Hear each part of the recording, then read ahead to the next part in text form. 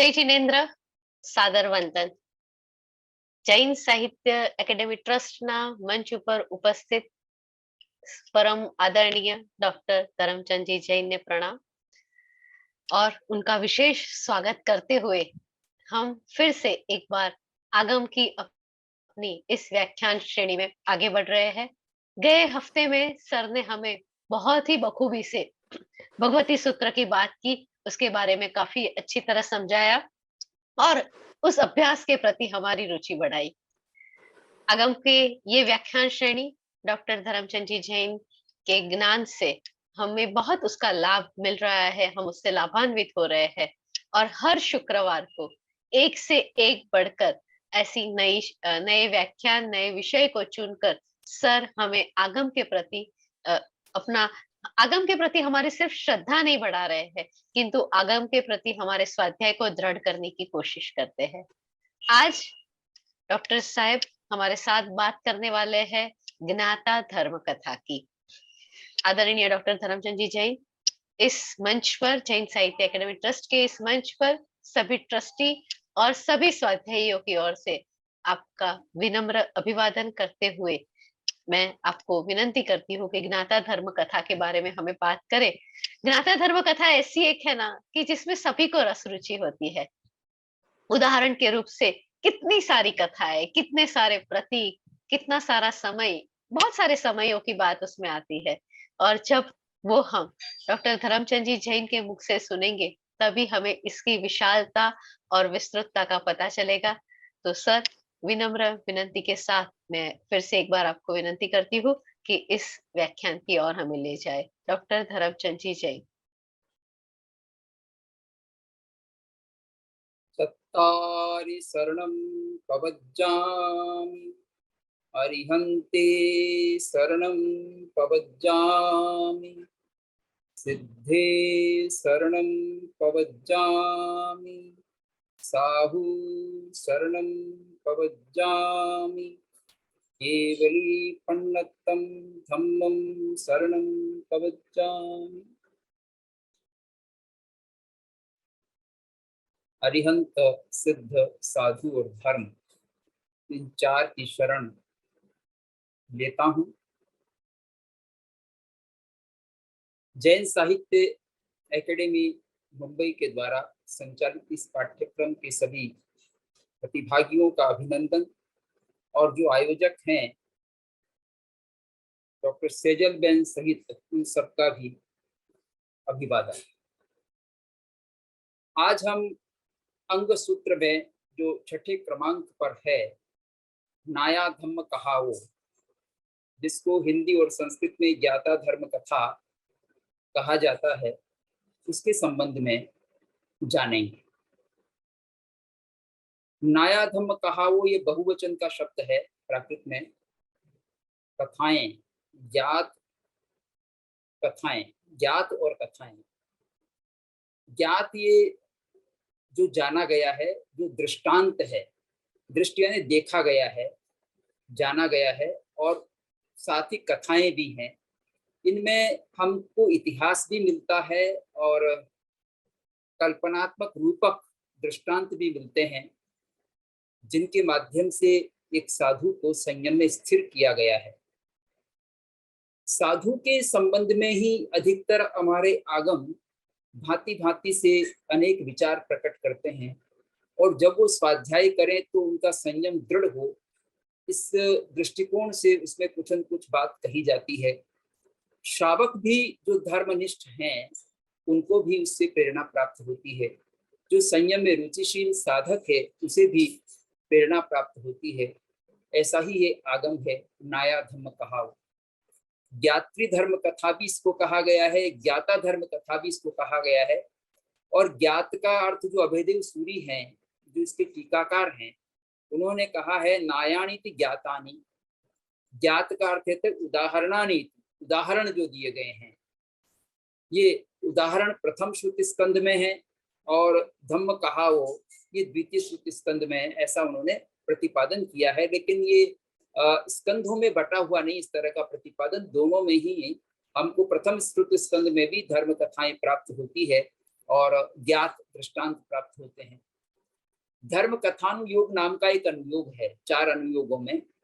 दिगंबर परंपरा में उसको प्रथमानुयोग कहा जाता है और श्वेतांबर परंपरा में उसको धर्म कथानुयोग कहा जाता है, जिसमें धर्म कथाएं कही गई हैं।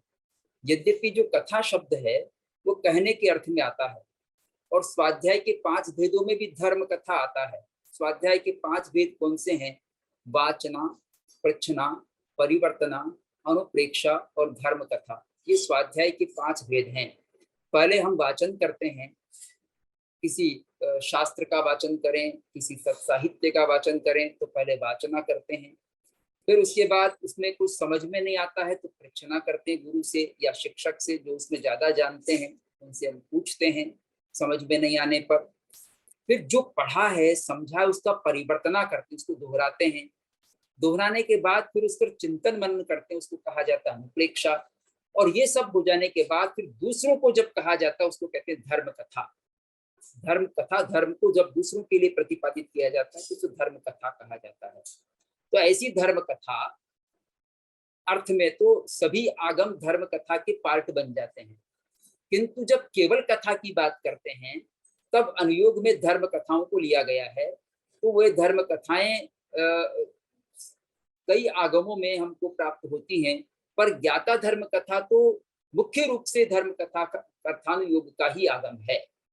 इसमें धर्म कथाएं ही अधिकतर अधिकतर प्राप्त होती हैं, उपलब्ध होती हैं। इसलिए हम ये कह सकते हैं कि धर्म कथानुयोग का आगम है।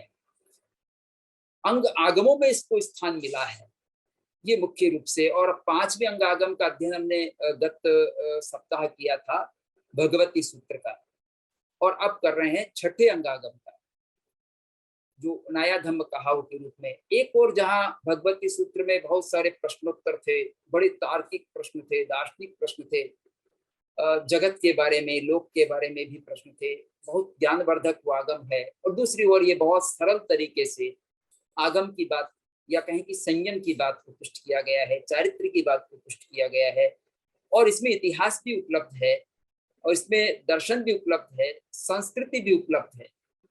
ऐसा ही विशिष्ट आगम है। और इसकी भाषा भी थोड़ी प्रौढ़ है, ललित भाषा है, साहित्यिक भाषा है। कुछ आगमों की भाषा साहित्यिक है, औपपातिक की भी इसी प्रकार की भाषा है। प्रथम शुरू में जो औपपातिक का भाग है, समवसरण भाग, इसी तरह से नाया धम्म कहाव का भी हम अध्ययन करें तो इसकी भाषा बहुत साहित्यिक है। किसी घटना का, प्रसंग का वर्णन करते हैं तो उसमें लालित्य उत्पन्न कर देते हैं, प्राकृतिक सौंदर्य का वर्णन कर देते हैं, अनेक उपमाएं दे देते हैं, अनेक उदाहरण देकर के उसको समझाते हैं। मैं साहित्यिक दृष्टि से अभी आपके समक्ष बात नहीं करूंगा, क्योंकि आगम इतना विस्तार, इतना बड़ा आगम है, क्योंकि इसमें 19 अध्ययन है। प्रथम श्रुति स्कंध में 2 श्रुति स्कंध है इसके। प्रथम श्रुति स्कंध में 19 अध्ययन है और दूसरे श्रुति स्कंध में 10 वर्ग हैं, जिसमें अनेक अध्ययन हैं। तो इस तरह से 2 श्रुति स्कंधों में विभक्त है। प्रथम श्रुति स्कंध के 19 अध्ययनों का उल्लेख अनेक आगमों में हमको प्राप्त होता है। द्वितीय श्रुति स्कंध के 10 वर्ग ये अलग से कहे गए हैं, और इनके अनेक अध्ययन हैं, अनेक वर्गों में अनेक अनेक अध्ययन है। एक में तो 54 अध्ययन तक हैं बस, लेकिन उसका ज्यादा विस्तार नहीं है। उसमें बहुत संक्षेप में बातें कही गई हैं। और प्रथम श्रुति स्कंध थोड़ा विस्तार से है। कुछ अध्ययन तो बहुत ही विस्तृत हैं, बहुत बड़े बड़े अध्ययन हैं। एक अध्ययन पर बात की जाए तो भी पूरा व्याख्यान हो सकता है, पूरा लेक्चर हो सकता है। प्रथम अध्ययन जो उत्क्षिप्त ज्ञात के नाम से, जिसमें मेघ कुमार का वर्णन किया गया है, उसकी बात की जाए तो वह भी पूरा एक क्लास का, एक लेक्चर का विषय बन जाता है। पर इसी एक लेक्चर में हमको 19 अध्ययनों की बात समेटनी है और दूसरे वर्ग के अध्ययनों की बात भी समेटनी है। तो बहुत संक्षेप में जो इसकी मुख्य बातें हैं उन्हीं का हम वर्णन पढ़ेंगे, उसी के बारे में जानकारी प्राप्त करेंगे। तो प्रथम श्रुति स्कंद का जो प्रथम अध्ययन है, जिसको उत्क्षिप्त ज्ञात कहा गया है, उत्क्षिप्त का मतलब जो रखा गया है इसमें विशेष रूप से, और जिसका अन्यत्र भी उदाहरण दिया जाता है, अन्यत्र भी उल्लेख किया जाता है। जहाँ मेघ कुमार का अन्य आगमों में भी उल्लेख कर दिया जाता है कि मेघ कुमार के वर्णन की भांति ये वर्णन समझना चाहिए। पर इसका जो शुभारंभ हुआ है वह सुधर्मा और जम्बू स्वामी से हुआ है। जम्बू स्वामी प्रश्न करते हैं, सुधर्मा उत्तर देते हैं। तो इसमें ये बात कही गई कि जैसे आपने पंचम अंग का भाव फरमाया, भगवान ने जैसा पंचम अंग आगम का भाव फरमाया है, तो छठे अंग आगम का क्या भाव फरमाया है। तब सुधर्मा उत्तर देते हैं कि इसमें 2 श्रुति स्कंध हैं और प्रथम श्रुति स्कंध में 19 अध्ययन कहे गए हैं और दूसरे श्रुति स्कंध में 10 वर्ग कहे गए हैं। ये बात शुरू होती है, पर सुधर्मा स्वामी का के बारे में भी इसमें वर्णन किया गया कि सुधर्मा स्वामी किस प्रकार के आचार्य हैं, किस प्रकार की विशेषताएं उनमें हैं। वो 4 ज्ञान के स्वामी हैं, मति ज्ञान, श्रुति ज्ञान, अवधि ज्ञान, मन पर्याय ज्ञान, और उग्र तपस्वी हैं, दीप्त तपस्वी हैं, और 7 हाथ ऊंचे हैं। इस तरह से बहुत सारा वर्णन उसमें हमको सुधर्मा स्वामी के शारीरिक और ज्ञान परक, आचार परक इन विशेषताओं से संपन्न मिलता है। और जम्बू स्वामी का भी कुछ वर्णन इसमें प्राप्त होता है, जो उनके प्रमुख शिष्य हैं जम्बू स्वामी। ये दोनों ही बाद में मोक्ष में जाते हैं, पर यहाँ जब वर्णन किया जा रहा है, परीक्षा की जा रही है, तब तक तो वो मौजूद थे, विद्यमान थे। और फिर भगवान महावीर ने जो कहा था उसका वर्णन वो करते हैं। तो प्रथम अध्ययन भगवान महावीर के वर्णन से ही प्रारंभ होता है। भगवान महावीर राजगृही नगर में पधारते हैं, जहाँ का राजा श्रेणिक होता है, और श्रेणिक अनेक रानियों का राजा, अनेक रानियों का पति है। तो उसमें एक धारिणी नाम की रानी होती है, और धारिणी नाम के रानी के एक पुत्र उत्पन्न होता है, इसका नाम होता है मेघ कुमार। मेघ कुमार का जन्म का वर्णन इसमें किया गया है, उनके संस्कारों का वर्णन किया गया है। और जो भारतीय संस्कृति में संस्कार रहे उनमें 16 संस्कार तो इसमें नहीं गिनाए, लेकिन कुछ संस्कार जैसे गर्भ संस्कार तो होता है, जात कर्म संस्कार है, नामकरण संस्कार हैं, ऐसे कुछ संस्कारों के नाम इसमें आए हैं। और फिर वो अध्ययन करने जाते हैं, तो वहाँ गुरु किस तरह से, कलाचार्य किस तरह की विद्या पढ़ाते हैं। तो 72 कलाएं जो अन्य आगमों में भी उल्लिखित है, उनका भी यहाँ पर उल्लेख मिलता है कि 72 कलाओं का वो शिक्षण प्राप्त करते हैं। फिर उनके जो गुरु हैं, उन गुरु को प्रीति दान दिया जाता है राजा श्रेणिक के द्वारा। वो उनको बड़े प्रेम से जो देते हैं वो प्रीति दान है, उनका अभिनंदन करते हैं, सम्मान सत्कार करते हैं। विद्या गुरु का ये एक परंपरा रही है प्राचीन काल में, उसका इसमें निरूपण हुआ है। और एक अभय कुमार का भी वर्णन इसमें मिलता है, जो नंदा जो उनकी पत्नी है श्रेणिक की, उसके पुत्र होते हैं अभय कुमार, जो बड़े बुद्धिमान होते हैं। यहाँ धारिणी रानी को जब ये गर्भ में थे मेघ कुमार, तब एक दोहद की उत्पत्ति होती है।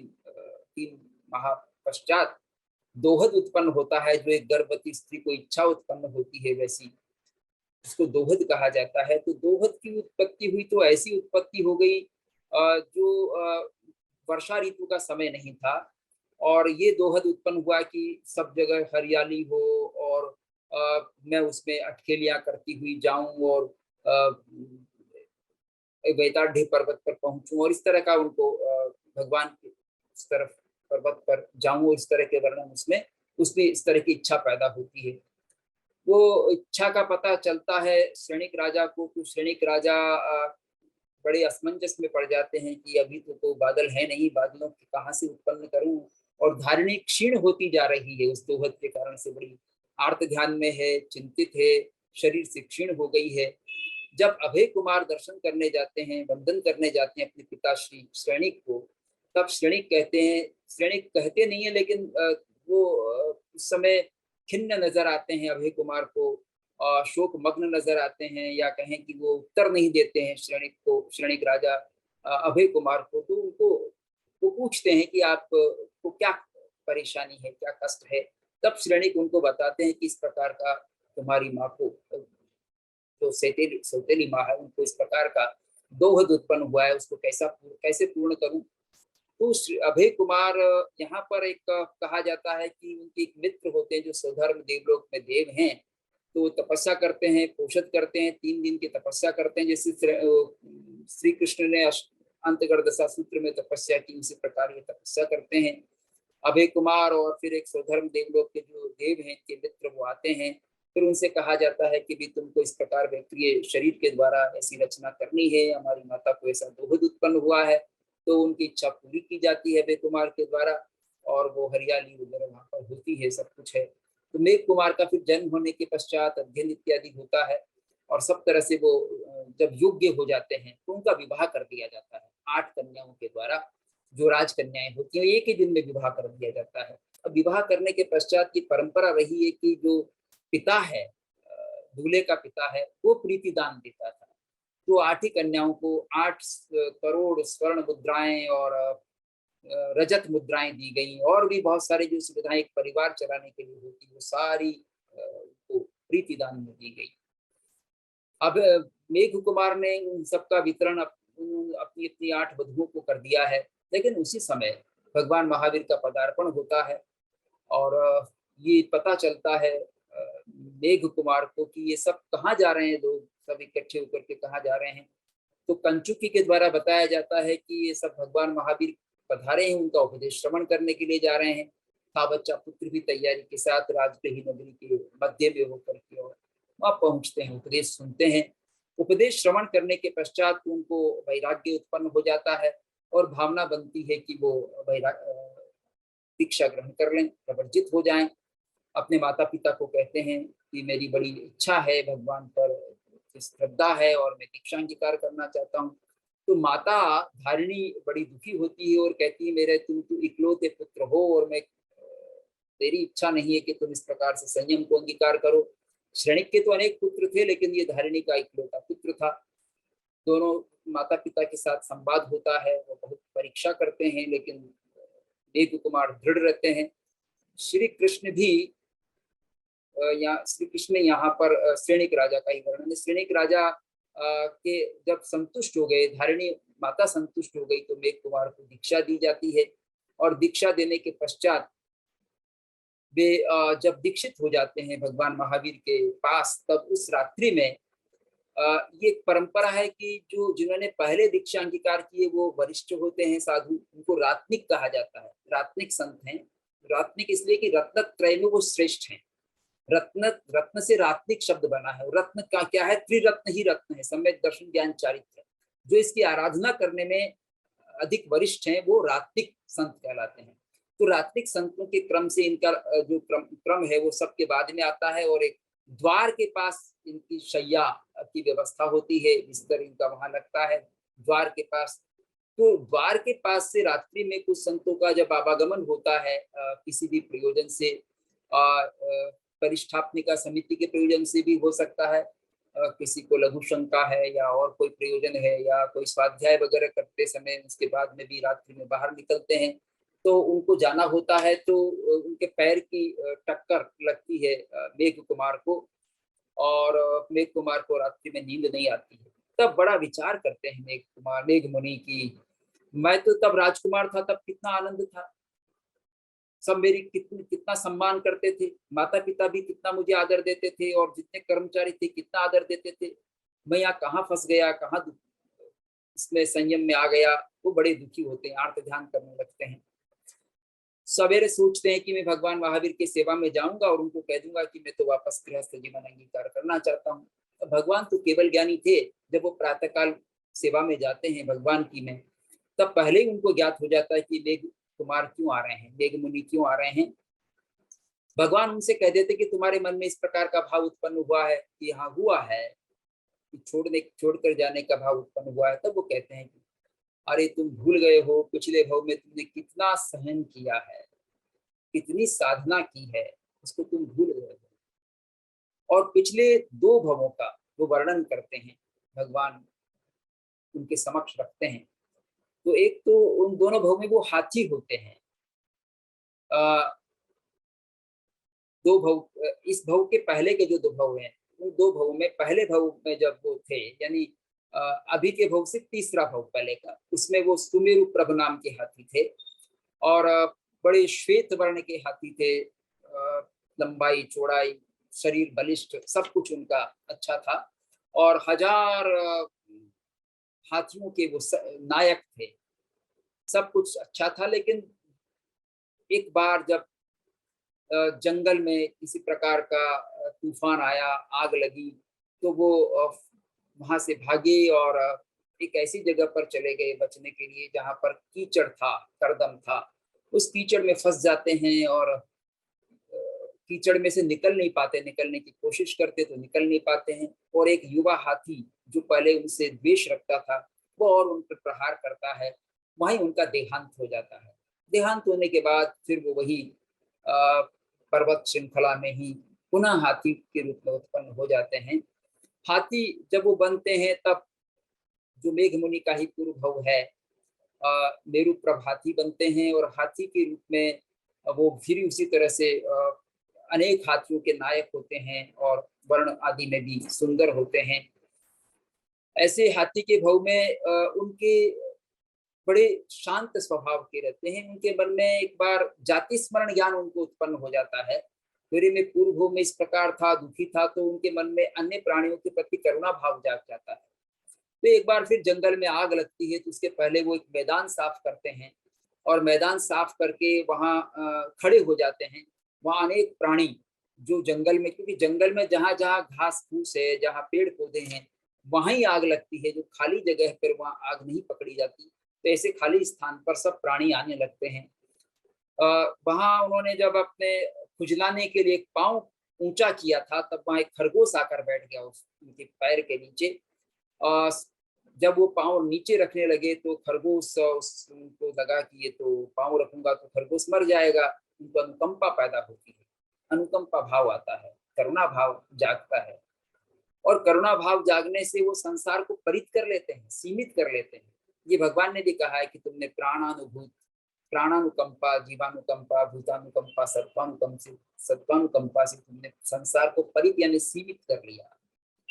तो संसार को तुमने उस समय सीमित कर लिया था। खरगोश नीचे आया और 3 दिन तुम खड़े रहे, 3 दिन तुमने पांव को नीचे नहीं टिकाया। कितना सहन किया होगा, किस तरह से सहन करके तुमने अपनी आत्मा को ऊंचा उठाया है और उसके कारण से तुम यहाँ एक सैनिक राजा के पुत्र रूप में उत्पन्न हुए हो और ये भावना जागी है कि तुम दीक्षा अंगीकार करो।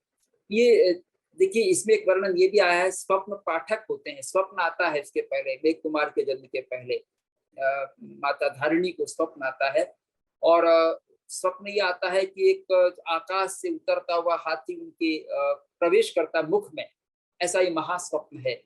फिर स्वप्न पाठक हुआ करते थे।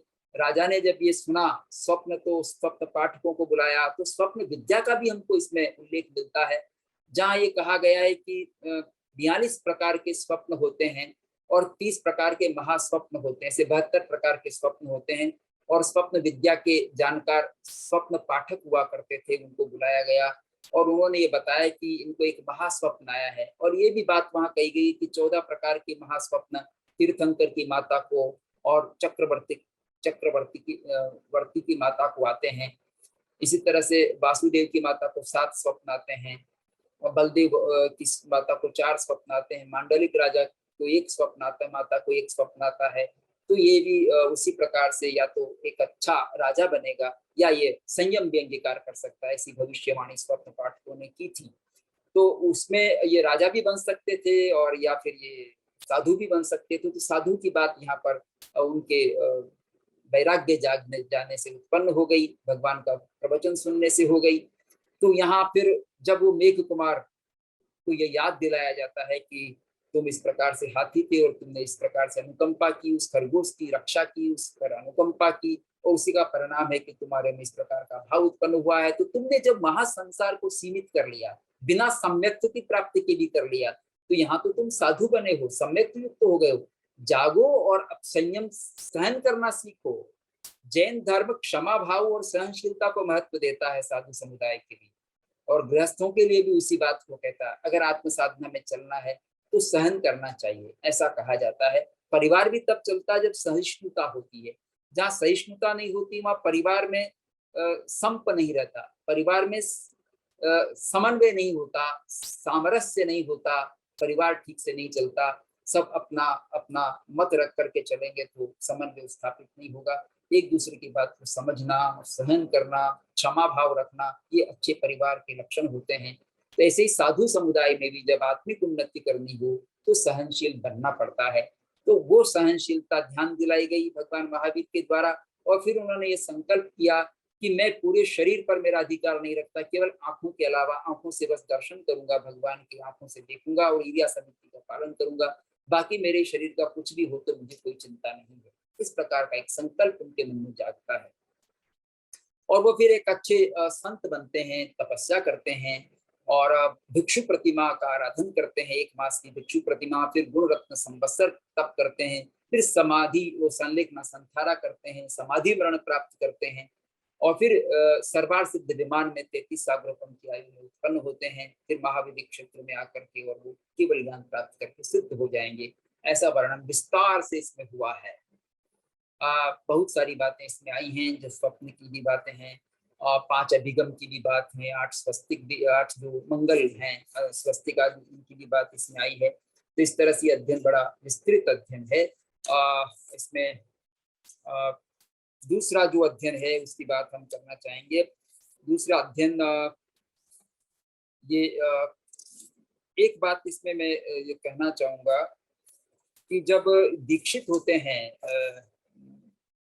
मेघ कुमार, दीक्षित होते समय एक वाक्य जो हमारे यहाँ प्रसिद्ध है उसकी थोड़ी चर्चा कर लूं। अभी जो कई संलेखना संथारा होता है और हम साधु जी को जब श्मशान घाट ले जाते हैं अंतिम संस्कार के लिए, पार्थिव शरीर का संस्कार करने के लिए, दाह संस्कार करने के लिए जब श्मशान में लेकर जाते हैं, तब हम जय जय नंदा जय जय भद्दा बोलते हैं। जय जय नंदा जय जय भद्दा वाक्य ज्ञाता धर्म कथा सूत्र में आया और मेघ कुमार के अध्ययन में आया है। पर ये किस प्रसंग में आया जरा इसको देखें। तो मेघ कुमार जब दीक्षा ग्रहण करते हैं तब श्रेणिक राजा और श्रेणिक राजा के पश्चात उनके जो भी कौटुंबिक पुरुष है वो भी इस वाक्य का उच्चारण करते हैं, जय जय नंदा जय जय भद्दा। तो नंदा क्या है? नंद का मतलब पुत्र होता है। जय जय नंद है, नंद तुम्हारी जय हो। और भद्दा ये संबोधन में है भद्र पुरुष, है भले पुरुष, है भले मानुष, तुम्हारे जय हो। जय जय हो उसके साथ में भी कहा जाता है कि तुमने अभी तक जिन इंद्रियों को नहीं जीता है उनको जीतो, जिन कषायों को नहीं जीता है उनको जीतो, संयम का पराक्रम पूर्वक पालन करो। इस तरह की शुभ कामनाएं भी साथ में की जाती है। तो दीक्षा ग्रहण करते समय जय जय नंदा जय जय भद्दा ये प्रयोग हुआ है। ये स्त्रीलिंग प्रयोग नहीं है, पुल्लिंग में ही संबोधन का प्रयोग है और नंद शब्द पुत्र के लिए आता है। तो आनंद देने वाले पुत्र, तुम्हारी जय हो, तुम मंगल को प्राप्त करो और तुम भद्रता को प्राप्त हो, तुम भद्र भी हो, तो तुमने जो अब तक नहीं जीता उसको जीतो। अब ये जय जय नंदा जय जय भद्दा जो हम ले जाते हैं जब अंतिम संस्कार के लिए, तो है वही वाक्य का यहाँ पर उच्चारण कर दिया जाता है लाडले इस संसार के जो इसमें तुमने जो प्रवृत्ति अंगीकार की है, तुम्हारी जय हो। वहां नंदा नंद के लिए कह दें, पर नंद पुत्र के लिए, पुत्र तो सबके नहीं है लेकिन आनंदित करने वाले तो हैं सबके। तो जो आप सबके आनंदित करने वाले हो, आपकी जय हो। आपने भद्रता पूर्वक जीवन यापन किया इसलिए आपकी जय हो। इसलिए इस वाक्य का उच्चारण वहां पर कर दिया जाता है। तो ये एक विशेष बात थी। और जो दीक्षा की तैयारियां वहां पर होती है वो भी विशेष हैं कि किस तरह से तैयारियां की जाती है। नगर में जन्म लेने पर भी किस तरह की तैयारी की जाती है। जब मेघ कुमार का जन्म हुआ था तब वहां पर राजा ने, सैनिक राजा ने बंदियों को कारागृह से मुक्त कर दिया था और जिनके ऊपर ऋण था उनका ऋण मुक्त कर दिया था। इसी तरह से जो नगरी है उसको सजाया गया था और जिनको जो चाहिए वो दिया गया था, उपहार में भी दिया गया था। तो इस तरह से बहुत सारी जो राजा का अधिकार होता है, खुशी मनाते हैं और खुशी का यहाँ पर संकेत किया गया है। दूसरा जो अध्ययन है, दूसरा अध्ययन संघाट नाम से है। संघाट नाम का जो अध्ययन है इसमें हमको धन्य सार्थवाहा का वर्णन एक प्राप्त होता है। उनकी पत्नी भद्रा है और इनके एक पुत्र पैदा होता है और उस पुत्र का नाम देवदत्त है। देवदत्त की सेवा में एक पंथक को सेवक रखा जाता है, पंथक सेवा करता है, वो खेल खिलाने जाता है, बाहर भी घुमा लाता है देवदत्त को। तो देवदत्त को एक बार वो घुमाने के लिए लेकर गया और भी बच्चे साथ में थे पास आस पड़ोस के। वो ऐसे स्थान पर चले जाते हैं उद्यान में जहाँ पंथक को ध्यान नहीं रहा और उधर से एक चोर निकलता है, विजय चोर, जहाँ चोरों की पल्ली पास नहीं थी। रहते थे वहां चोर, तो विजय नाम का चोर उनका मुखिया था। वो देखता है कि ये बालक आभूषणों से लदा हुआ है, इसने आभूषण धारण कर रखे हैं, तो मैं क्यों ना इसका अपहरण कर लूं। वो अपहरण कर लेता है। पंथक को ये दृष्टि में नहीं आता है कि वो कब विजय चोर उस बालक को उठाकर ले गया। उसके गहनों को वो ले लेता है, आभूषणों को ले लेता है और फिर उसकी हत्या कर देता है, कुएं में फेंक देता है। कैसा अत्याचार होता था। तो कुएं में फेंक दिया गया, और जब पंथक का ध्यान गया तो पंथक ने देखा, अरे कहाँ गायब हो गया, देवदत्त कहाँ चला गया, क्या जवाब दूंगा मैं उनके पिता को। धन्य सार्थवा नाम के कथानक अनेक हैं, ये भी धन्य सार्थवा का ही कथानक है। तो इसमें वो अब घबराता है पंथक, और जाकर कहता है कि भाई वो तो कहीं मिला नहीं, का पता नहीं कहाँ चला गया पंथक, उसको देवदत्त को हमने खोजा भी है पर नहीं मिला। तो फिर धन्य सार्थवा अपने अनुसार और सिपाहियों को भी भेजा जाता है, सब जगह ढूंढा जाता है। तो जब सिपाही के जाते हैं तो वो देखते हैं कि कुएं में एक शव पड़ा हुआ है बालक का, और वो शव उसी देवदत्त का होता है। फिर देखते हैं कि यहाँ से पदचाप बने हुए विजय चोर के, तो विजय चोर की पल्ली तक पहुंचते हैं और विजय चोर को गिरफ्तार कर लेते हैं। उसको डाल दिया जाता है एक बंदी गृह में, कारागार में डाल दिया जाता है, बेड़ी बांध दी जाती है। एक बार क्या होता है, धन्य सार्थवा से भी कोई भूल हो जाती है व्यापार में। हालांकि वो बहुत बड़ा व्यापारी है और विदेश में भी उसका व्यापार चलता था, लेकिन उससे कोई गलती हो गई। गलती होने का परिणाम यह हुआ कि उसको भी कारागार में डाल दिया गया, और कारागार में डालते समय उसके पैर के साथ ही, विजय चोर के पैर के साथ ही इनका पैर बांध दिया गया हथकड़ी में, एक पाँव की बेड़ी में। पाँव की बेड़ी में दोनों को एक एक बेड़ी में बांध दिया गया, दोनों के एक एक पाँव। तो कहाँ तो उसके पुत्र का हत्यारा साथ में, और ये कहा दोनों आपस में बात नहीं करें। धन्य सार्थवा उससे बात नहीं करता था, पर दोनों को एक साथ चलना था, एक साथ जीवन जीना था। तो मुसीबत हो गई धन्य सार्थवा की। क्या होता है कि धन्य सार्थवा की पत्नी भद्रा भोजन बनाकर भेजती है धन्य सार्थवा के लिए। घर से भोजन आता है, धन्य सार्थवा उसको करता है, विजय चोर को नहीं खिलाता है। विजय चोर ने कहा कि भाई मुझे भी खिलाओ, तुम्हारे पास जो भोजन आता है उसको, कि मैं तुमको कैसे खिलाऊं, तुम तो मेरे पुत्र के हत्यारे हो, बिना बात तुमने हत्या की है। तो शौच की जब आशंका होती है धन्य सार्थवा को, तो विजय चोर जाने से, साथ में जाने से मना कर देता है। वो साथ में नहीं जाए तब तक वो शौच कैसे जाएगा। तो वो कहता है अच्छा ठीक है, मैं अब भोजन आएगा तो तुमको कराऊंगा। मुसीबत में उसको हाँ करनी पड़ी। अब जब भोजन आता था तो वो चोर को भी भोजन कराता था, तब उसका काम चलता था। जब वह मुक्त हो जाता है कारागार से, धन्य सार्थवा, उनके परिवारजनों ने प्रयत्न करके उसको छुड़वाया। वो जब घर आता है तो भद्रा उससे नाराज रहती है। नाराज इसलिए रहती है कि वो चोर को भी, जो हत्यारा था, उसको भोजन कराता था। इससे वो बोलती नहीं, बात नहीं करती है। सब उसको जेल से आने की भी खुशी जैसे लगी नहीं। धन्य सार्थवा को भद्रा से पूछता है कि तुम नाराज क्यों हो। बताती है कि तुमने तो अपने पुत्र के हत्यारे को भोजन कराया। तो फिर उन्होंने अपनी परिस्थिति बताई कि मेरी परिस्थिति क्या थी। मैं शौच के लिए जाता तो वो मेरे साथ चलने को तैयार नहीं था, और हम दोनों एक ही बेड़ी में, हम दोनों के पांव बंधे थे। इसलिए मुसीबत में, विवशता से मैंने ऐसा किया। तो यहाँ ये शिक्षा दी गई है कि इस शरीर के लिए आहार देना पड़ता है, इसलिए आहार दीजिएगा। जैसे विजय चोर के साथ जाना पड़ता है, ऐसे ही आहार देने के लिए, शरीर चलाने के लिए, संयम के लिए, शरीर चलाने के लिए आहार देने की आवश्यकता है। रस लोलुप बनने की आवश्यकता नहीं है, आसक्ति करने की आवश्यकता नहीं है। तो रस लोलुपता का त्याग करते हुए केवल शरीर चलाने के लिए भोजन करना चाहिए, ऐसी शिक्षा इससे दी गई है। एक एक कहानी संयम की दृढ़ता के लिए ही इसमें कही गई है। तीसरा जो कथानक है वो अंड से संबंधित है, अंडे से संबंधित है, जो मयूर के अंडे को लेकर कहे गए हैं। दो जो है वो, एक सागर दत्त का पुत्र होता है और एक जिन दत्त का पुत्र होता है। दोनों मित्र होते हैं, और मित्रता की मैं पूरी लंबी कहानी नहीं कहूंगा, ये दोनों मित्र जब जंगल में जाते हैं तो वहां पर उनको मयूरी के अंडे दिखाई पड़ते हैं। बहुत सुंदर, बहुत अच्छे अंडे देख करके वो प्रसन्न होते हैं। और बालक तो होते ही हैं, ज्यादा उम्र में नहीं होते, लेकिन वो उन अंडों को ले जाना चाहते हैं अपने साथ में। मयूरी भाग जाती है वहां से उनको देख करके, और उन अंडों को वो एक एक अंडा उठा लेते हैं, अपने घर ले जाते हैं।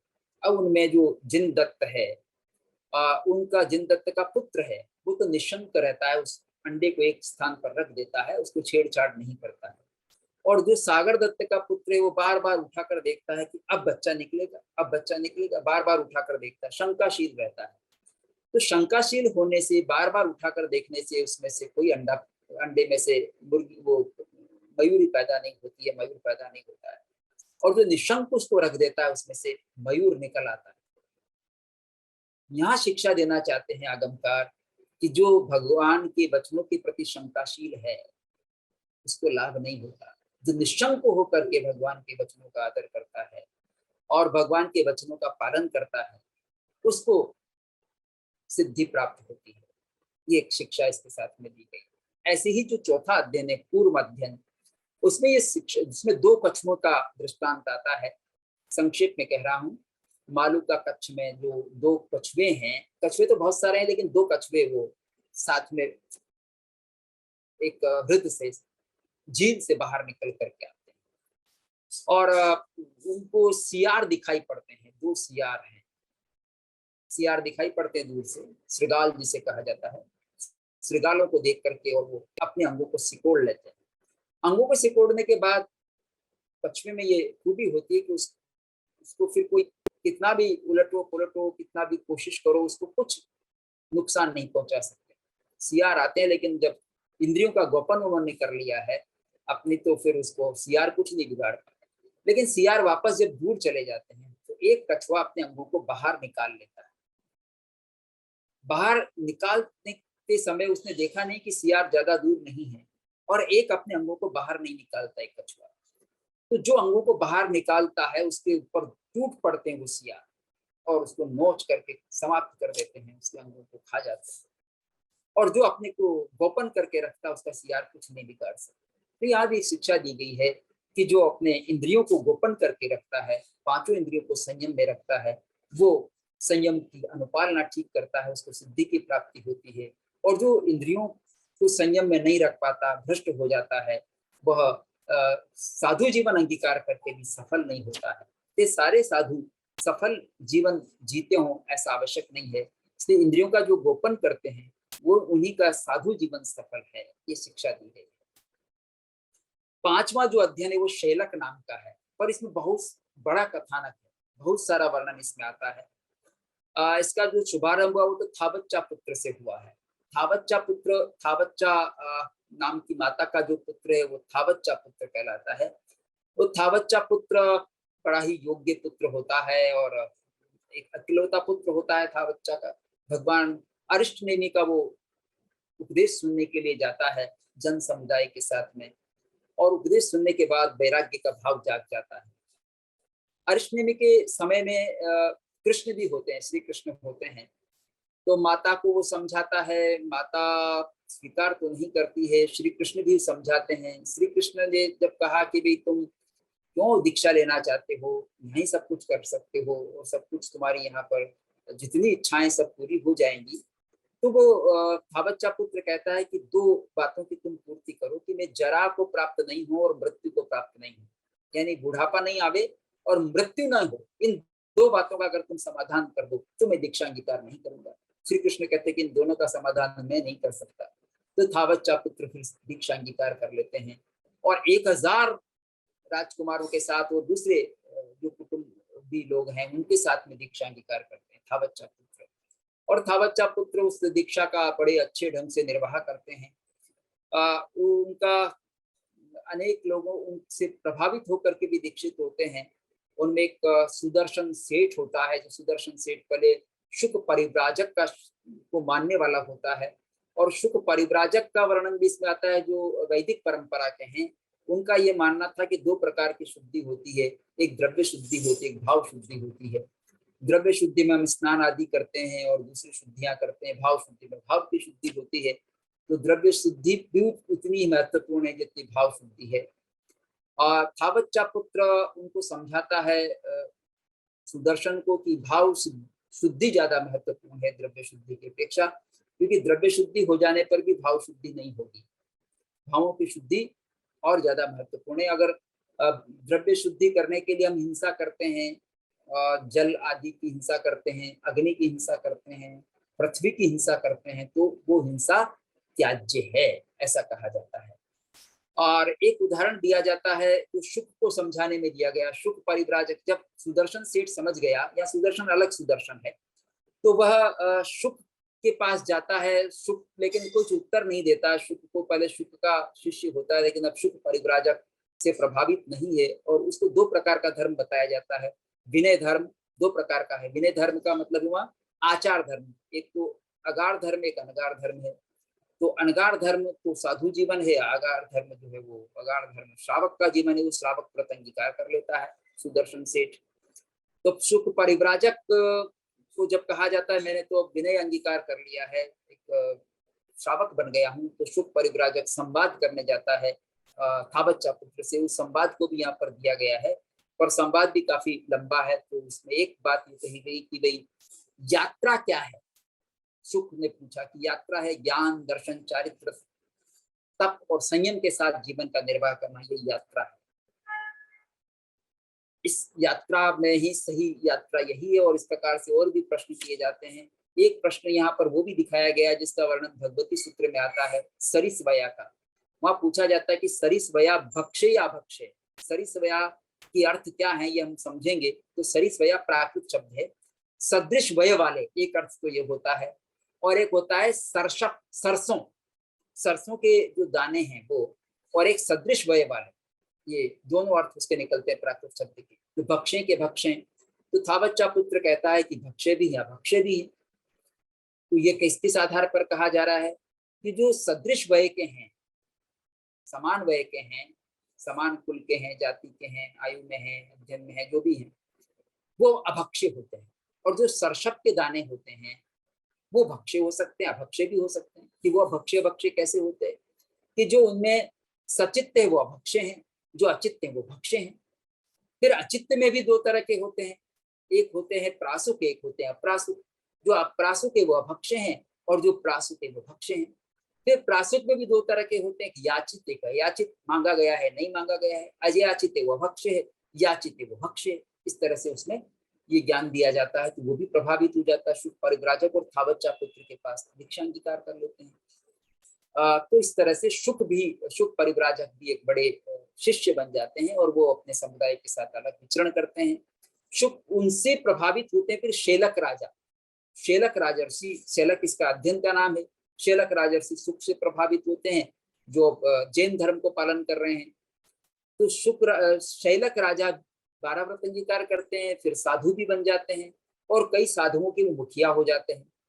लेकिन शैलक राजा बाद में शिथिल हो जाते हैं आचार्य। वो कब शिथिल होते हैं, एक बार उनको रोग उत्पन्न हो गया, ऐसा रोग जिसमें वो साधु जीवन में रहते हुए और अपने को ठीक नहीं कर पाए। तो उनका एक जो पुत्र है मंडूक, जिसको वो राज्य संभला करके और दीक्षित हुए हैं, मंडूक आता है कि भाई आप बीमार हैं तो मेरे साथ चलिएगा, मैं आपको चिकित्सा कराता हूँ। तो मंडूक के साथ चले जाते हैं, वो ठहरते हैं बाहर और मंडूक उनकी चिकित्सा कराते हैं। मंडूक के द्वारा चिकित्सा कराने में एक दोष यहाँ पर ये आया है कि उनको मद्यपान भी कराया जाता है। चिकित्सा के अनुसार मद्य का उनको रस लग जाता है। अब वो मद्यपान करते हैं तो बड़ी विचित्र स्थिति हो गई, वहां से जाना नहीं चाहते। और ये होता है कि जब कार्तिक की जो वो होती है चौमासी, कार्तिक चौमासी आती है तो चातुर्मासिक प्रतिक्रमण करना आवश्यक होता है। तो चातुर्मासिक प्रतिक्रमण नहीं करते हैं तो और शिष्य तो शैलक राजर्षि को, शैलक मुनि को छोड़कर चले जाते हैं। एक शिष्य उनकी सेवा में रहते हैं, पंथक मुनि। पंथक मुनि उनकी सेवा में रहते हैं। वो स्मरण चौमासी है और आप प्रतिक्रमण तो करिए, वो प्रतिक्रमण नहीं करते हैं।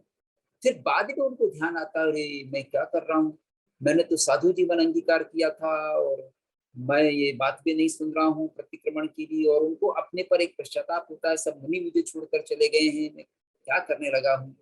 वो वापस कुछ उनको ध्यान आता है, बोध आता है, और चेतते हैं, और फिर वापस वो संयम को दृढ़ कर लेते हैं। पंथक मुनि का इसमें बड़ी भूमिका इसमें बताई है, और वो अपनी चूक को स्वीकार करके, भूल को स्वीकार करके पुनः संयम में दृढ़ हो जाते हैं, और फिर वो मोक्ष के योग्य बन जाते हैं। तो इसमें एक कहानी कही गई कि शिथिलता बुरी है, लेकिन शिथिलता आने पर भी अगर कोई संभल जाए, जैसे दिन का भूला रात में भी संभल जाए, रात का भूला दिन में सुबह संभल जाए, सुबह घर लौट आए, रात का भटका भी सुबह घर लौट आए, तो भी अच्छा है। ऐसे ही कोई साधु, उसको होश आ गया है, एक श्रावक को पुनः होश आ गया है, तो भी उसका मार्ग अच्छा बन जाता है, बन सकता है। ये बात इसमें कही गई। शिथिलता जो है वो भंग करने वाली है। शिथिलता की अपेक्षा शिथिलता का त्याग करना ही साधु जीवन के लिए श्रेष्ठ है, ऐसी शिक्षा इसमें दी गई है। इसके पश्चात जो एक अध्ययन है, तुम्बक नाम से अध्ययन है, और तुम्बक अध्ययन में छोटा अध्ययन है। इसमें ये बात कही गई कि जीव भारी कैसे होता है, हल्का कैसे होता है। भारी होने का मतलब है कि जो संसार में भटकने वाला भारीपन है वो। एक तो गुरु शब्द इसमें आया, गुरु का अर्थ होता है भारी भी होता है, गुरु भी होता है। तो भारी होना, जीव का भारीपन नुकसानदायक है, क्योंकि उससे संसार में भटकता रहता है, और हल्का होने पर तिर सकता है। तो जीव भारी कैसे होता है, तो उदाहरण से समझाते हैं, एक तुम्बे के उदाहरण से, कि तुम्बा जो है जल में तैरता है, ऊपर हल्का होता है, तैरता है, लेकिन उस पर मिट्टी का लेप किया जावे, 8 बार मिट्टी का लेप किया जावे, और फिर उसको पानी में डाला जावे, तो नीचे तले में जाकर बैठ जाता है। वैसे ही अष्टकर्मों से युक्त जो आत्मा है वो संसार में भारी होकर के रहती है, और जो इस आश्रव का निरोध करके हल्का हो जाता है, वो जैसे तुम्बा उस मिट्टी का लेप धीरे धीरे समाप्त होने पर ऊपर आ जाता है और तैरने लगता है, वैसे ही जो साधु संयम को पुनः 8 कर्मों को जो हल्का करता जाता है, वो तैरने की सामर्थ्य वाला हो जाता है, वो हल्का हो जाता है। इस तरह से समझाया गया है। ऐसे ही और भी अध्ययन है, लेकिन समय की अपनी सीमा है, और समय की सीमा में ही मैं इसको पूरा करना चाहूंगा। तो एक अध्ययन है माकंदी का 9वां, नहीं सॉरी, रोहिणी का अध्ययन है 7वां। ये भी बड़ा इंटरेस्टिंग अध्ययन है, बहुत रुचिप्रद है। इसमें माकंदी के रोहिणी में यहाँ भी धन्य सार्थभाव होता है सेठ, और वो बड़ा ही संपन्न होता है, उसकी आज्ञा का पालन सब लोग करते हैं, और नगर में भी वो पूजा जाता है, सब उसका कहना मानते हैं, उससे परामर्श करते हैं। वो ये सोचता है कि उसके जो 4 पुत्र हैं, उनकी 4 बहुएं हैं, अलग अलग चारों पुत्रों की, उनमें कौन योग्य है जिनको घर संभलाया जाए, चाबी संभलाई जाए।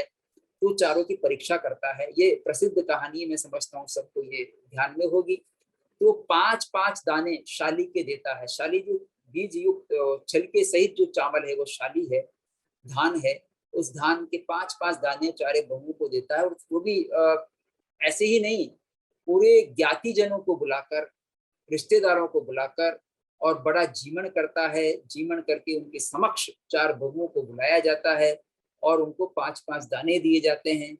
5 दाने देने पर ये कहा जाता है कि इनको सुरक्षित रखना है, उन 5 दानों को। तो बड़ी जो बहू है, तो बड़ी बहू तो उन 5 दानों को खा जाती है, कि जब मांगेंगे तब भंडार भरा है, कहीं से भी 5 दाने ला करके दे दूंगी, इसमें कौन सी बड़ी बात है। ये तो मेरे ससुर जी सठिया गए हैं, जो 5 दाने इन्होंने दिए हैं, उसको गंभीरता से नहीं लेती। और दूसरी जो बहू है, तो उन 5 दानों को खा जाती है, और इसी भी सोचती है कि कब जब मांगेंगे तब ला कर दे दूंगी कहीं से। तीसरी बहू उन 5 दानों को बड़ी सुरक्षा के साथ तिजोरी में रख देती है, जब मांगेंगे तब सुरक्षित लौटा दूंगी ससुर जी को। और चौथी बहू उन 5 दानों को अपने पीहर में, खेतों में उगाने के लिए भेज देती है, और वो बढ़ते रहते हैं कि ये उगे तब भोर नए दाने बो दिए जाए, फिर उनमें जितने दाने हैं सबको बो दिया जाए। इस तरह से निरंतर ये कार्य जारी रखा जाए। कुछ अवधि के पश्चात धन्य सार्थवा, फिर जब उनको स्मरण आता है तो चारों बहुओं को इसी तरह से बुलाया जाता है। तो वो जो मैंने दाने दिए थे वही दाने की नहीं, वो तो नहीं है, तो फिर कौन, वो कहाँ चले गए कि मैं उनको तो फेंक दिया, दूसरे दाने लेकर आई। ठीक है। दूसरी बहू ने कहा मैंने तो खा लिए थे और ये दूसरे दाने हैं। तीसरी बहू जो पोटली में उसने दाने रखे थे सुरक्षित तोड़ डाले। और चौथी बहू ने कहा कि दाने आने में टाइम लगेंगे और मैंने तो अभी पीहर में इनको भेज दिया था, वहां से इनको इनकी फसल जितनी बड़ी है वो सब आपको 25 गाड़ियां भेजनी पड़ेंगी, उनमें चावल के दाने आएंगे। तो ये योग्यता देख करके और निर्णय करता है सेठ। यह शिक्षा दी गई है और साधु को भी शिक्षा दी जा रही है कि किस तरह के साधु होते हैं। तो यहाँ कहा गया सेठ के द्वारा कि जो बड़ी बहू है जिसने इन दानों को फेंक दिया था वो साफ सफाई का काम करेगी घर का, और दूसरी बहू जिसने खा लिया था वो भोजनशाला को संभालेगी, भोजन का काम वो संभालेगी। तीसरी बहू उसको तिजोरियों की चाबी दी गई, और चौथी बहू को सबसे बड़ा अधिकार दिया गया कि सब इसके अधीन काम करेंगे और इसकी सलाह के बिना कोई काम नहीं करेंगे, और जो ये कहेगी उसकी आज्ञा का पालन करेंगे। ऐसा आदेश उसके लिए दिया, ऐसी योग्यता उसकी मानी गई। ऐसे ही जो 5 महाव्रत हैं, 5 दाने से 5 महाव्रत हैं, 5 महाव्रतों को ग्रहण करके जो इनको हल्के में लेगा और इनको खंडित कर देगा, उसकी दुर्दशा इसी प्रकार होगी। उसका कोई महत्व नहीं रहेगा, वैल्यू नहीं रहेगी। और जिन 5 महाव्रतों को जो अतिचार युक्त जिएगा तो 5 महाव्रत उसके लिए भी कोई ज्यादा महत्व नहीं रखेंगे। और केवल जो 5 व्रतों की अनुपालना ही करेगा, आगे संयम में वृद्धि नहीं करेगा, उन 5 महाव्रतों का पालन करते हुए अपने कर्मों का क्षय करने में, तपस्या करने में, आश्रम निरोध करने में और निर्जरा करने में नहीं उपयोग करेगा, उसमें कोई ज्यादा लाभ नहीं होगा। केवल उनकी अनुपालना कर रहा है ट्रेडिशन के अनुसार और सुबह से शाम उनको कर रहा है, बाकी अपनी साधना में कोई ज्यादा प्रगति नहीं कर रहा है, ज्ञान पूर्वक प्रगति नहीं कर रहा है, तो उसको भी ज्यादा उन्नति होने वाली नहीं है। पर जो 5 महाव्रतों को अंगीकार करके तप साधना करता है, संयम की साधना को बरकरार रखता है, आगे बढ़ाता है, अपनी आत्मावलोकन करता है, अपनी चेतना का परिष्कार करता रहता है, अपनी चेतना को संयम में दृढ़ करता है, साथ में दूसरों को भी उसमें आगे लाता है, और निरंतर आत्मावलोकन करके आत्मा शुद्धि करने में जो प्रयत्नशील रहता है, उसके लिए 5 महाव्रत उसी तरह सफल हो जाते हैं जैसे उस छोटी रोहिणी बहू के लिए हुए। इस तरह का कथानक है। 8वां जो अध्ययन है वो मल्ली भगवती का कथानक है। ये ऐतिहासिक है। जो मल्ली भगवती मल्लीनाथ के रूप में 19वें तीर्थंकर के रूप में जानी जाती है, उनका इसमें कथानक है। और पूर्व भव का वर्णन भी है जिसमें 7-6 ये मित्र होते हैं, साथ में रहते हैं, वो उनके कई भव में साथ में रहते हैं। पर ये एक बार तपस्या करते हैं तो कुछ मायावी कर लेते हैं व्यवहार कि अन्य मित्र जो अगर बेला करते हैं तो ये तेला करते हैं, अन्य मित्र उपवास करते हैं तो ये बेला कर लेते हैं, अन्य बेला करते हैं तो तेला कर लेते हैं। इस तरह से उनको बताए बिना छद्म के रूप में तपस्या में आगे बढ़ जाते हैं। इसलिए इनको स्त्री जीवन में उत्पन्न होना पड़ा। और तीर्थंकर गोत्र का भी अर्जन किया पर स्त्री के रूप में अर्जन किया है। ये जब इनका जन्म हुआ तीर्थंकर के भव में, तब इनके सौंदर्य की सर्वत्र प्रशंसा होती थी और हर राजा चाहता था कि इनसे विवाह करें। इनसे युद्ध भी करना चाहते थे इनके पिता से, लेकिन युद्ध की बजाय युद्ध के लिए वो आयुध स्वयंवर की रचना यहाँ पर हो और जो भी चाहे इनसे विवाह कर सके। जब वो आए तो ये अपना इन्होंने एक सत्य प्रस्तुत किया जीवन का। बहुत बड़ा कथानक है। जीवन का सत्य क्या प्रस्तुत किया, एक निर्माण किया और उसमें सुंदर आकार दिया गया मल्ली का, मल्ली राजकुमारी का, और उसमें स्वर्ण का उसको रूप दिया गया, सोने की मूर्ति जैसी बनाई गई और उसके पास 6 कमरे बना दिए गए। उन 6 कमरों में रह करके कोई देखे तो उनके सौंदर्य का निरीक्षण कर सकता है। पर एक ढक्कन ऊपर रखा गया उस मूर्ति के ऊपर। उस ढक्कन में से वो रोज जो भोजन करती थी उस भोजन में से एक ग्रास उसमें उगल दिया करती थी, उसमें डाल दिया करती थी एक ग्रास मुख में से। जब वो 6 देशों के राजा, 6 मित्र जो उसके थे वही आते हैं और उनको ठहराया जाता है। सभी ये सोचते हैं कि मुझे मल्ली रानी मिलेगी, मल्ली राजकुमारी मिलेगी, ऐसा मानते थे। पर जब उनको कमरों में रखा गया तो राजकुमारी स्वयं चल करके आती है और कहती है कि भाई आप सब पूर्व भव को याद करो, पूर्व भव में मित्र रहे हैं, क्योंकि इनको तो 3 ज्ञान पहले से है, तीर्थंकर हैं इसलिए। और वो कहते हैं कि आप जिसके पीछे इतने आसक्त हो, लालायित हो, और वो ढक्कन खोलती है कि आप देखो क्या स्थिति है, तो बदबू आती, सब नाक बंद करने लगते हैं कि ये बाहर का रूप सौंदर्य है, भीतर सब इसी प्रकार की दुर्गंध भरी हुई है। और उनको बोध देती है, वो भी दीक्षित हो जाते हैं, अंगीकार कर लेते हैं दीक्षा। इस तरह से मल्ली भगवती का वर्णन इसमें रोचक रूप में हुआ है, ये ऐतिहासिक वर्णन है। ऐसे ही एक 10वां अध्ययन चंद्रमा को लेकर के कहा गया है। चंद्रमा की जो कलाएं हैं वो शुक्ल पक्ष में बढ़ती चली जाती हैं और जो कृष्ण पक्ष में उसमें घटती चली जाती है।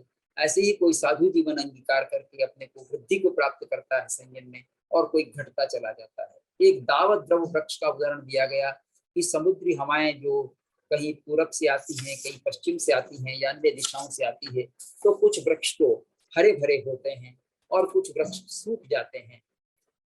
तो ऐसे ही जो कोई साधना करता है, संयम जीवन अंगीकार करता है, कोई तो विराधक बन जाता है, देश विराधक बन जाता है, कोई सर्व विराधक बन जाता है, कोई उसकी साधना करता है। जिसे कुछ वृक्ष पूरी तरह हरे भरे रहते हैं, ऐसे कुछ कई प्रकार का संकट आने पर भी, उपसर्ग आने पर भी, परेशानियां होने पर भी संयम से च्युत नहीं होते, संयम को हरा भरा रखते हैं। उस तरह से इसमें पोषण किया गया संयम का। एक उदाहरण दिया गया, 12वां जो अध्ययन है वो उदक ज्ञात के नाम से है, जिसमें सुबुद्धि अमात्य होता है और जित शत्रु राजा होता है। जित शत्रु राजा एक भोज करते हैं, बड़ा भोज करते हैं, और सुबुद्धि प्रधान को, जो मुख्य उनका अमात्य है, मंत्री है, उससे पूछते हैं कि ये भोजन कितना स्वादिष्ट है, कितना अच्छा है। वो उत्तर नहीं देते कि सब ये तो खुदगल की पर्याय है, अच्छा भोजन हो नहीं हो क्या फर्क पड़ता है, खुदगल की पर्याय। ये साधु को सावधान करने के लिए कहा जा रहा है, बहुत रसीला भोजन हो तो भी उसमें आसक्त नहीं होना है, ये खुदगल की पर्याय है। एक बार जब वो राजा जित शत्रु अपने अमात्य के साथ जा रहे थे तो बहुत गंदी खाई थी जिसमें पानी भरा हुआ था, गंदा। राजा कहता है यहाँ बदबू, कितनी बदबू आ रही है, नाक बंद कर लेते हैं। ये पुद्गल की पर्याय है, इसलिए स्वच्छ भी हो सकता है। जो है इतनी गंदा पानी कैसे स्वच्छ हो सकता है, तो वो सुबुद्धि कहते हैं कि बिल्कुल स्वच्छ हो सकता है। तो एक बार सुबुद्धि क्या करते हैं, उसी खाए के जल को जो शुद्धि की प्रक्रिया होती है, 7 घड़े रखते हैं और उसमें एक में कोयला भरते हैं या और पत्थर भरते हैं, कंकर रेत भरते हैं, कंकर भरते हैं, और में जो है खिचकरी का वो रखते हैं, खिचकरी रखते हैं। इस तरह से शुद्धिकरण किया जाता है जल का, और नीचे का जल एकदम निर्मल हो जाता है। उसमें से कुछ जल शीतल करके और राजा के पास भिजवाया जाता है। राजा भोजन के साथ उस जल को अंगीकार करते हैं तो बहुत प्रसन्न होते हैं, इतना मधुर जल कहाँ से आया। पूछा जाता है सुबुद्धि अमात्य से कि सुबुद्धि अमात्य ने भेजा था, इसलिए उनसे पूछा जाता है कि जल कहाँ से मंगवाया गया, तो कहते कि उसी गंदी खाई का जल है, कहीं से और जगह से नहीं आया। और ये ऐसा मीठा जल, इतना शीतल जल, कि यही पुद्गल की पर्याय है। जिसके पीछे में इतने बावले होते हैं, वो अशुभ पुद्गल भी शुभ में परिणत हो सकते हैं, शुभ पुद्गल भी अशुभ में परिणत हो सकते हैं। ये पुद्गलों का स्वभाव है, उनमें हम अशुभ को शुभ में, शुभ को अशुभ में बदल सकते हैं। ये बात इसमें सिद्ध की गई है। इसलिए हम शुभ पुद्गलों को देख करके उनके पीछे भागे नहीं, लालायित नहीं हो। ये एक शिक्षा दी गई है साधु को भी, और जो साधक गृहस्थ हैं उनको भी इससे शिक्षा प्राप्त होती है। इसी तरह से दरदुर का उदाहरण दिया गया। दरदुर एक देव है और भगवान महावीर की सेवा में आते हैं, अपना नाट्य विधि दिखाते हैं। भगवान से गौतम स्वामी पूछते हैं कि ये दरदुर कौन है, तो उनके पूर्व भाव का वर्णन किया जाता है, जिसमें वो नंद मणियार होते हैं।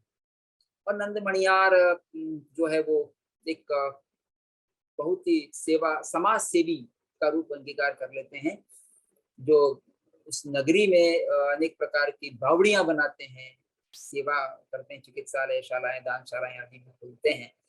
बावड़ी में जो उन्होंने बावड़ी बनवाई थी, राजा से आज्ञा लेकर के उस बावड़ी की सब प्रशंसा करते थे, तो उसके प्रति उनका एक आसक्ति भाव उत्पन्न हो जाता है। और वो उसमें फिर बावड़ी में ही, उस जन्म में बावड़ी में जन्म ग्रहण कर लेते हैं, दूसरा जन्म, और मेंढक बन जाते हैं। मेंढक बन गए, लेकिन उन मेंढक को भी जाति स्मरण ज्ञान हो सकता है, ये बात इसमें बताई गई है। वहां जब बावड़ी में आते हैं तब भी वो सुनते हैं आवाज की, बड़ी सुंदर बावड़ी है, बहुत ही मनमोहक बावड़ी है। तो उनको ध्यान आता है कि अरे ये वचन तो मैंने पहले भी सुना था, और फिर उनको जाति स्मरण ज्ञान हो जाता है, ओहो मैंने इस तरह से बावड़ी बनवाई, उसमें आसक्ति उत्पन्न कर ली, तो मुझे ये भौतिक का ग्रहण करना पड़ा। तब उन्होंने एक आवाज ये भी सुनी कि यहाँ भगवान महावीर पधारे हैं और राजगृह नगरी में, और क्षणिक राजा सहित लोग जा रहे हैं उनके दर्शन करने के लिए। तो उनमें भी भावना जागती कि मैं भी बावड़ी से बाहर निकल करके भगवान के दर्शन करने चला जाता हूँ। भगवान के दर्शन करने के लिए निकलते हैं, तो रास्ते में ही जब क्षणिक राजा जा रहे हैं तो उनके घोड़ों की टाप से, उनका घोड़ों की टाप के नीचे, उनके पैर के नीचे आ जाते हैं, और वहीं का देहांत हो जाता है, देहांत के घायल हो जाते हैं। और तभी वो संलेखना संधारा कर लेते हैं से कि भगवान के मैं दर्शन करने नहीं पहुंच सकता, लेकिन भगवान की आज्ञा से मैं संधारा ग्रहण करता हूँ। तो वहां से वो दरदुर देव बने हैं। उनकी फिर आस्था है भगवान के प्रति, इस तरह से पूर्व भोग के साथ में उसको जोड़ा जाता है। तो बड़े अच्छे कथानक, इसमें रोचक कथानक कि किस प्रकार के कर्म का क्या फल होता है ये भी हम जान सकते हैं, किस प्रकार की भावना से किस प्रकार का परिणाम आता है ये भी इसमें जाना जा सकता है। तेतली पुत्र का कथानक है, सारे कथानकों की चर्चा, तेतली पुत्र का कथानक भी बहुत प्रसिद्ध कथानक है, और इसमें राजा कनक रथ का, कनक ध्वज का वर्णन भी आता है। कनक रथ ऐसा राजा होता है जो अपने किसी पुत्र को नहीं चाहता कि गद्दी पर बैठे, इसलिए पुत्र के पैदा होने के पहले ही उनको या तो उनका अंग छिन्न भिन्न करा दिया जाता है, और किसी किसी पुत्र को वो सुरक्षित नहीं रखने देना चाहता है। उसका लालच होता है राजगद्दी पर बैठने का, बैठे रहने का। तो ऐसे कई राजा बाद में हुए भी हैं, मुगल साम्राज्य में भी हुए हैं, कि जो पुत्र को भी गद्दी पर बैठने के लिए प्रसन्न नहीं है। तो ये लालच होता, सत्ता का लालच उसमें था। पर उनकी एक रानी को जब धारिणी उसका नाम दिया है अभी भी, तो उनको जागता है मन की भाई मेरे कोई पुत्र पैदा हो और वो सुरक्षित रहे तो अच्छा है, उनको गर्भ धारण होता है। लेकिन इधर ही दूसरा वर्णन आता है तेतली पुत्र का, कि तेतली पुत्र जो अमात्य होता है राजा कनक रथ का, ये मंत्री होता है, तो सामने हवेली पर देखता है एक युवती को, और युवती पर आसक्त हो जाता है कि ये युवती कौन है, पता करते हैं। तो एक सुनार जिसको स्वर्णकार कहा जाता है, तो स्वर्णकार के की पुत्री होती, बहुत सुंदर होती है। तो एक प्रस्ताव भिजवाता है तेतली पुत्र कि मैं इसको अपनी पत्नी बनाना चाहता हूँ। स्वर्णकार प्रसन्न होता है कि बहुत बढ़िया बात है, मुख्यमंत्री के, मुख्य अमात्य के पास मेरी बेटी जाएगी। और कौटिला जब पत्नी बन जाती तो उसका वो भी गर्भ धारण करती है, और इधर रानी पद्मावती है शायद, गर्भ धारण करती है। तो पद्मावती का और उनका गर्भ साथ में चलता है। तो कोटिला तो एक मृत कन्या को उत्पन्न करती है, और वो धारिणी एक सुंदर राजकुमार को जन्म देती है। तो ये सुंदर राजकुमार को अपने यहाँ ले आते हैं तेतली पुत्र, और मृत कन्या को वहां पहुंचा देते हैं। इस तरह से लालन पालन तेतली पुत्र के द्वारा किया जाता है, कनक रथ के पुत्र का, जिसका नाम कनक ध्वज रखा जाता है। इस तरह से कहानी चलती है। और तेतली पुत्र का फिर इसमें वर्णन आता है, वो तितली पुत्र जो है अपनी पत्नी कोटिला के प्रति बड़े निरासक्त हो जाते हैं, खिन्न रहते हैं। कोटिला फिर संयम अंगीकार कर लेती है, एक साध्वी बन जाती है। बड़ा लंबा उदाहरण इसमें है, तो मैं नहीं चला जाऊंगा। लेकिन तेतली पुत्र का कथानक वैराग्य के लिए और वैराग्य की पुष्टि के लिए बहुत ही उत्तम उदाहरण है। तेतली पुत्र की बड़ी उपेक्षा इसमें फिर कोटिला करवाती है, और कोटिला को कहा जाता है कि भाई तुम अगर देवी बन जाओ तो मुझे उद्बोधन देने आना। तो कोटिला तेतली पुत्र को उद्बोधन देने के लिए आती है, उसको जागरूक करती है, और ये बतलाते हैं कि संयम में ही जीवन है, और संयम में फिर संयम के प्रति उसको प्रेरित किया जाता है। तो संयम अंगीकार कर रहे थे तेतली पुत्र, और उनमें ये योग्यता होती है मोक्ष को प्राप्त कर सके। एक नंदी फल का उदाहरण दिया गया है। नंदी फल जो कि सुंदर, दिखने में बड़ा सुंदर है, लेकिन अगर कोई उसका भक्षण करता है, उसकी छूता भी है, तो वो मृत्यु को प्राप्त हो सकता है। इस तरह का उदाहरण दिया। तो बाहर के आकर्षण को देख करके लालायित होने की आवश्यकता नहीं है। इस बात पर फोकस किया गया है। बाहर के आकर्षण को देखकर नहीं, उसके गुणों को देखिएगा। ऐसे द्रौपदी का एक इसमें अध्ययन है, जो द्रौपदी एक सती है, पर द्रौपदी कैसे बनती है उसके पूर्व भोगों का वर्णन भी इसमें है। आकीर्ण घोड़ों का, जो कि एक सुंदर घोड़ों की जाति मानी गई है, उसका वर्णन है। सुनसुमा का वर्णन है। सुनसुमा एक धन्य सार्थवा की पुत्री होती है, जिसको चिलात चोर जो है ले जाता है अपहरण करके, और उसको जंगल में ले जाकर उसको मार देता है। उसको खोज की जाती है, अपनी पुत्री कहाँ चली गई। उसके भाई भी जाते हैं, पिता पुत्री साथ में चले जाते हैं। खोजते खोजते उसका शव मिलता है। वो बहुत परेशान होते हैं, उस चोर को पकड़ने की कोशिश करते हैं, लेकिन भूख लगती है, तो इसमें वो अपनी पुत्री का मांस भी सेवन करने लगते हैं भूख में, कि अब इसका देश तो कुछ काम आएगा नहीं, इसी को खाकर और अपनी भूख मिटा लेते हैं। तो यहाँ ये समझाया गया है कि जिस तरह से वो निरासक्त भाव से अपने संतान का मांस भक्षण कर रहे हैं, उसी तरह से साधु को आहार करना चाहिए। पर ये उदाहरण बड़ा ग्लानि उत्पन्न करने वाला है। तो निरासक्तता को की दृष्टि से उदाहरण दिया गया है कि भोजन के प्रति आसक्ति नहीं रखी जाए। पुंडरीक और कंडरीक का उदाहरण आता है। पुंडरीक कंडरीक का भी सुना होगा। इसमें जो कंडरीक है वो मुनिव्रत अंगीकार कर लेते हैं, और जो पुंडरीक है वो राजा बनते हैं। इनके पिता पहले दीक्षित हो जाते हैं, पिता के बाद कंडरीक का मन आता है और वो भी दीक्षित हो जाते हैं, और पुंडरीक राज्य का संचालन करते हैं, बड़े अच्छे ढंग से करते हैं।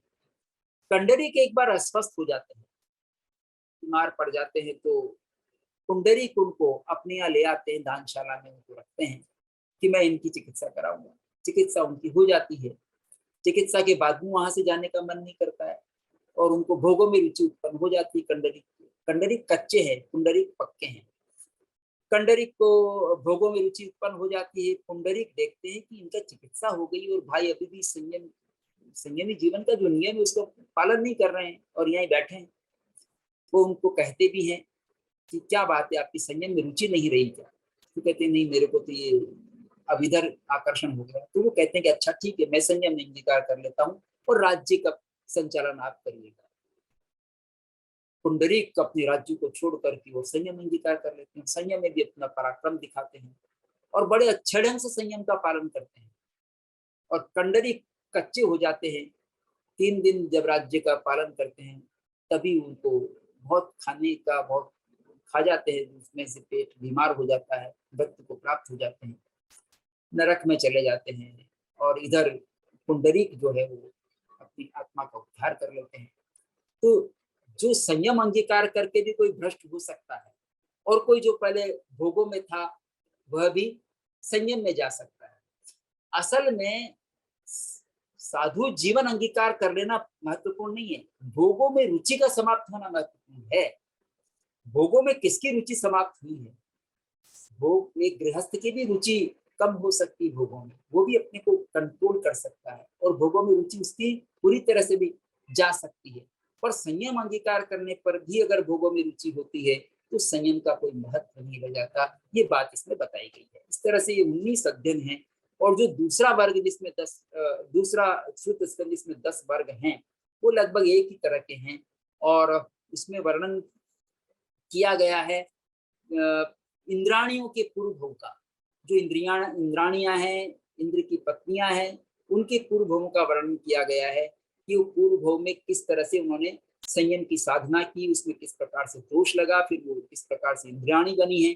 असुर कुमार की हो या अन्य अन्य जो भवनपति देव हैं उनकी हो, व्यंतर देवों की हो या अन्य वैमानिक देवों की हो, उन इंद्राणियों का इसमें वर्णन किया गया है। और ये वर्णन लगभग एक जैसा है। एक वर्णन को पढ़ेंगे तो अन्य वर्णन भी इसमें जाने जाएंगे। पर इसमें प्रेरणा यही की गई है कि संयम की साधना मजबूती के साथ की जानी चाहिए, और इसी को इसमें दृढ़ किया गया है। इस प्रकार से छठा अंगागम ज्ञाता धर्म तथा संयम की साधना को पुष्ट करने के लिए बड़ा महत्वपूर्ण आगम है। और जो इसको पढ़कर के संयम को दृढ़ कर सकते हैं उनके लिए बहुत महत्वपूर्ण आगम है।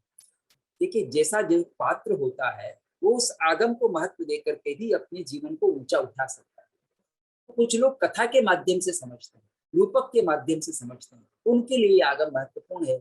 कि मैं कैसे संयम को मजबूत करूं और दूसरे लोगों को देख करके, उनको उदाहरण को देख करके, क्योंकि वो भी मॉडल पुरुष हो सकते हैं, उनके लिए उन मॉडल पुरुष को सामने रख करके और अपने को संयम में दृढ़ करे, अनासक्त भाव में रहे और आत्मा को निरंतर ऊंचा उठाने के लिए प्रयत्नशील रहे, विनय की साधना करे, साथ में तपस्या की साधना करे, सहनशीलता में वृद्धि करे, क्षमा भाव धारण करे। इस तरह से जो आगे बढ़ता है वह अपनी आत्मा का कल्याण करता है। यही संदेश इस ज्ञाता धर्म कथा के द्वारा दिया गया है। इसी के साथ आप सबका अभिवादन। बहुत ही बढ़िया डॉक्टर धर्मचंद जी जैन, बहुत ही बखूबी आपने हमें सुंदर रूप से कथाओं के माध्यम से धर्म के मार्ग पर किस तरह आगे बढ़ना है ये समझाया। नया धर्म कहा की बात करते हुए आपने आरंभ में हमें कहा कि ज्ञाता धर्म कथा को णाय धर्म कहाओ, कहाओ प्लूरल मतलब बहुवचन का शब्द है, और ज्ञात यानी कि दृष्टांत। तो यहाँ पर हमें धर्म कथा और दृष्टांत कथा दोनों प्राप्त होती है उसकी बात की। और ये जो कथाएं है वो हमारे साधु जीवन, हमारे संयम जीवन को दृढ़ करने की और हमें ले जाती है, और उसी के बारे में यहाँ ज्यादातर बातें की गई है। अभयदेव सूरी जी ने इस छठा जो आगम है, हमारा छठा अंग आगम, उसकी टीका लिखी हुई है, उसका उल्लेख भी आपने यहाँ पर किया। स्वाध्याय के 5 भेद को बताते हुए आपने कहा कि वासना, पृष्णा, परिवर्तना, अनुप्रेक्षा और धर्म कथा। तो स्वाध्याय के 5 भेद में धर्म कथा का एक महत्व है, और धर्म से ये कथा के द्वारा, धर्म कथा के द्वारा हम दूसरे को प्रतिबोधित कर सकते हैं। तो ये कथाएं क्या देती है, वो आपने बहुत सारी कथाएं, बहुत सारी कथाओं के बारे में हमें समझाया, बट मूल रूप से आपकी जो बात थी कि धर्म कथा के इस बात में कि कैसे संयम जीवन की ओर ले जाता है, अशुभ पुद्गल का शुभ पुद्गल की ओर बढ़ना और शुभ का अशुभ की ओर बढ़ना, असुचि भाव से कैसे दूर रहना। तो ये सारी चीजें यहाँ पर आती है कि जब कोई अशुभ पुद्गल शुभ की ओर बढ़ता है तो क्या होता है, और अशुभ का अशुभ की ओर बढ़ना होता है तो क्या होता है, फिर क्षमा की द्वारा क्या होता है, तपस्या के द्वारा क्या होता है। अपने मेघ कुमार की बात हमारे सामने रखी, उसके बाद आपने जो बहुत ही वो लोभी ऐसे इंसान था उसकी भी बात हमारे सामने रखी। सुधर्मा स्वामी का वर्णन आता है, जम्बू स्वामी का वर्णन आता है, जो आरंभ की बात है उसकी बात की।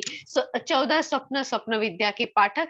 तो ये धर्म कथा की बात करते हुए आपने हमें बार बार ही बताया कि यहाँ बहुत सारे वर्णन भी आते हैं, हमारे बहुत सारे जो जुड़े हुए ऐसे कि 14 स्वप्न है तो कौन से 14 स्वप्न है, फिर 7 स्वप्न जो वासुदेव को आते हैं वो कौन से है, तो उसके बारे में भी हमें काफी माहिती यहाँ से प्राप्त होती है। सागर दत्त की कथा आती है, शियार और काचबा की कथा आती है कि जैसे अपनी इंद्रियों को संकुचित कर कैसे वो अपने आप को बचा लेता है, और जैसे ही वो इंद्रियों को संकुचित नहीं करता है तो उसका ही जीवन में किस तरह से हानि होती है।